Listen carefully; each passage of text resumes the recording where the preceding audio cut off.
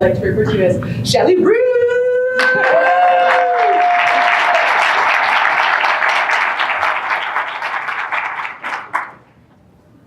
The year is 2019. As American women, we have the right to own a business. As American women, we have the right to own property. You can open a line of credit in your own name. And we have the right to vote. Now, these votes are gifts. They are gifts that have been handed down to us by those who have come before with their lifeblood, with their business, with how they moved forward and how they sought to better the world.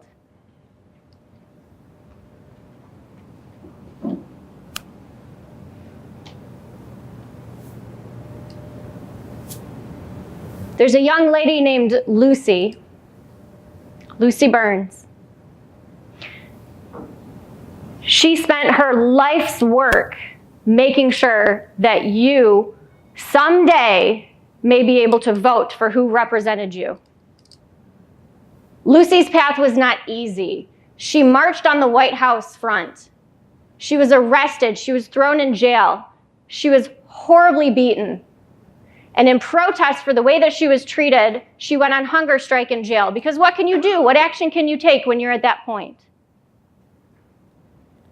Well, the guards didn't like it very much, and everybody was worried she was going to die. So it took 5 guards to hold her down and shove a feeding tube up her nose.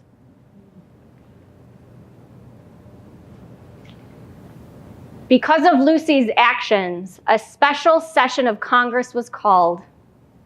And President Wilson helped make sure that our voice was heard.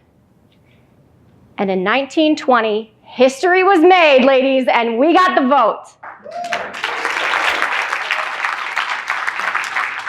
Raise your hand if you voted this year. Yeah! Some of you didn't, but you just didn't want to be left out because you feel bad now. 3 years after that, we had the vote, but we didn't necessarily have guaranteed rights to all the other rights in the Constitution. And something was submitted called the Equal Rights Amendment. Now, I'm not here to play parts. I'm just introducing an option. The ERA was put up and was not passed. The statute of limitations has fallen. Did you know that it's still, here we are, 93 years later, and it still has not been put up or passed? Now, depending on the lawyer you talk to, some lawyers will tell you that we don't need to have it passed because our rights as females are already included in the original Constitution.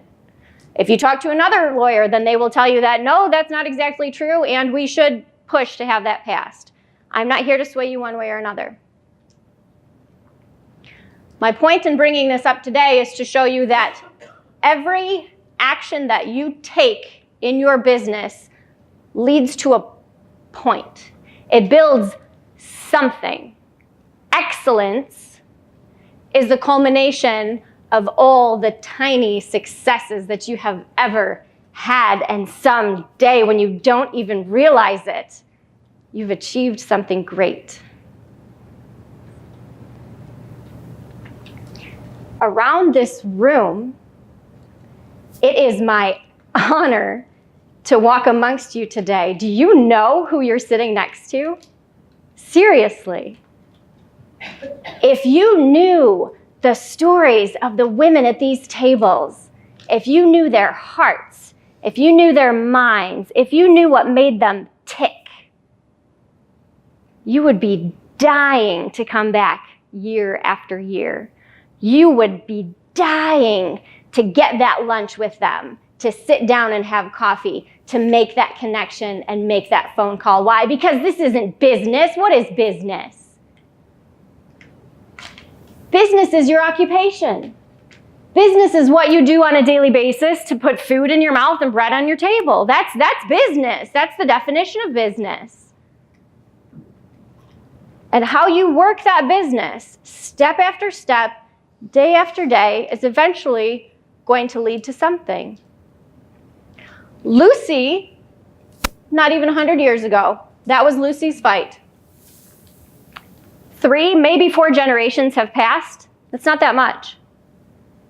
And as you work in your businesses, those little tiny steps, guess what? Another generation is going to come along. Generations are about every 25 years. So the first wave of generation comes along, and you have the opportunity to invest and help them to see what you see. And then the second or third generation is going to come along, and guess what? You're done. You're out. Your time is over. If you even made it that far. Because sometimes you don't get to go that far. It's not up to you. It's the daily actions that drive us to connect with each other to achieve something great. Now, I met Miss Lucy for the first time in the Henry Ford Museum. I wish I had known her as a lady. They have an incredible women's suffrage display, and if you are lacking inspiration or motivation, or you wake up and you hate going to work, and you can't stand to take a shower, and it is everything that you can do to not hit snooze one more time, you need to take yourself down there and go look at that display. Lucy carried a torch with her. When I went down there and saw and read her story, she is no longer with us. And do you know the shame of it? The shame of it is that as Lucy got older, she gave up her fight. And that's not even fair to say, because she fought her fight. She fought her fight. And then she passed the torch. She became so frustrated and disgruntled with so many women who did not take action, who were so happy and comfortable living their lives with their husbands' names on everything. And it just ate at her soul. And she passed the torch. Now I'm asking you today, as you move forward through the day's events, to consider, what is your torch? What are you carrying? I picked up Lucy's torch. She doesn't know it. She may never know it. But I know it. And I recognize her life's work, and I am thankful for what she did. The thing about a torch is that you can't hold it forever. It's yours, or maybe it was passed down to you, but you have it. You have this incredible thing. And you're going to move through day to day to day to day, and someday that torch is going to fall. And the question is, what is the torch, and who is going to pick it up? Is it going to continue to lay there? Each one of us has a different torch. We have different passions, we have different desires, we have different business models, we have different missions. If you don't know your mission, and if you are not in tune with your torch, you are not doing the women in this room any favors. The thing about a torch is that it cannot be carried alone. Because you can go fast alone, but you can go far together. So when you find that torch, you have to own it, you have to fight your fight, you have to run your race, and then you have to make preparations for who you're going to pass it to. And you might trip along that race, you might fall, you might stumble, which is why you need to align yourself with people who will pick up that torch for you. Maybe hand it back to you. Maybe carry it themselves.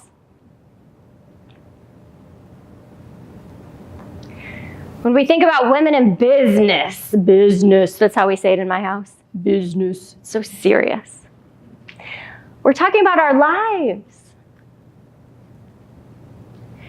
Today, as you move through the events, we have 2 incredible panels ready for you. And I'm going to help guide you through these panels. But it's not about who's up here, it's about you. So let's take a minute just to recognize who is in the room. I'm going to ask some very special people to stand, and I'm going to raise myself because I'm teeny tiny. So I need all of my members of the military and my veterans to stand, please.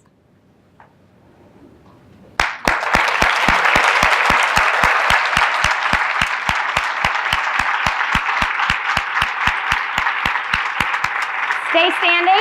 We're going to stay up. We're going to add to this our public servants. I need my first responders, my police officers, and my firefighters.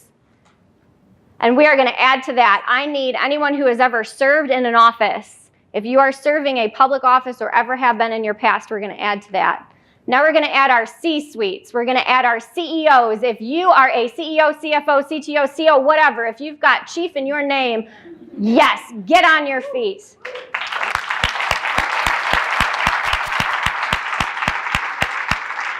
We're going to add to that. Where's my department heads? That's a fancy title. Where's my managers? Anybody in here managing people? That's like wrangling cats. That's one of the hardest things to do.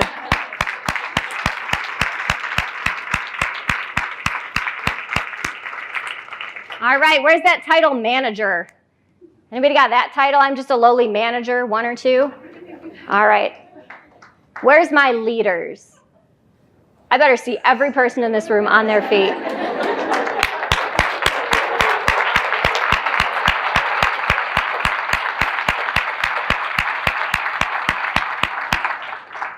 So the question is not who's leading us.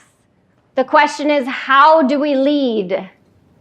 And sometimes we lead by sitting.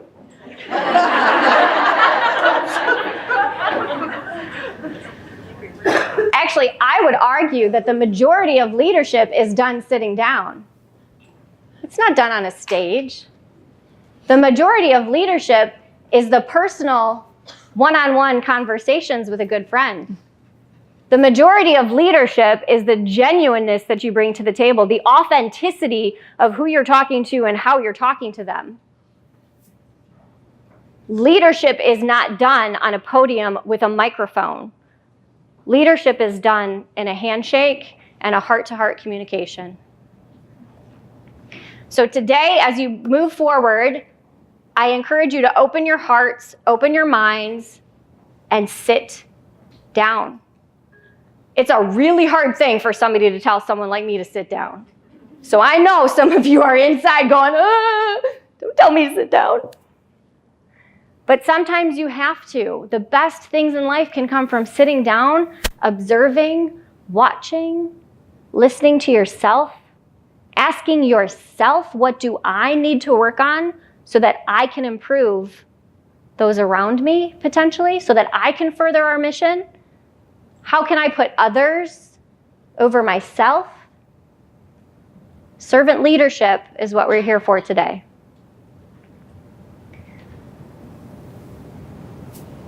Keep your brains alert, and you're going to look for, I love tradition, because traditions are ridiculous. Ready? So when a bride goes down the aisle, she's supposed to have something old, something, and something. And there's one more. Does anybody know it? And a sixpence in your shoe, yeah. So today, as you're listening to everything, for you inside, you need to be mindful of something old. It's old advice. You've heard it before. You should probably listen to it again. Listen for something new. Oh, well, that's an interesting take on that. I've never heard somebody say that way before. Listen for something borrowed. Now, in the original Old English poem, what they did was the bride would borrow a woman's underwear who already had children because it would confuse the evil eye to thinking that, her fertility was protected. So when we take our first 10-minute break, we're all going to move to the bathroom, and the ladies that have children are going to exchange, no. So weird. Let's take that in a different direction. Something borrowed. You've got a problem at work and like you just can't figure it out. I want you to borrow the advice from somebody else. Just humble yourself. Just say, hey, this is what I'm going through. What would you do? Old, new, borrowed, blue. Something sad. You guys, you are going to have some unbelievably powerful women sit in these chairs in just a few minutes here. You cannot imagine what they have been through in their lives. It's such an honor to hear their stories. They might move you to tears. I don't cry, so like, you know, they might. I don't know. Well, it's like a challenge to see if they can get me there. But open your hearts and be in tune with what makes you sad. That's not a fault. That's an opportunity for you to connect in some way with another human being. And the 6 pence, I'm accepting donations for new tactical pants. And I also want you to keep an eye out today and keep an ear out for an opportunity for you to further the mission of your money, to invest it in a way that will not change the world, because we don't do that. What do? We better the world. I'm Shelly Rood. I'm going to bring up one of my dear business partners. His name is Steve Hernandez. Remember how I talked about that torch and people who help you carry the torch? Steve Hernandez is helping to carry my torch.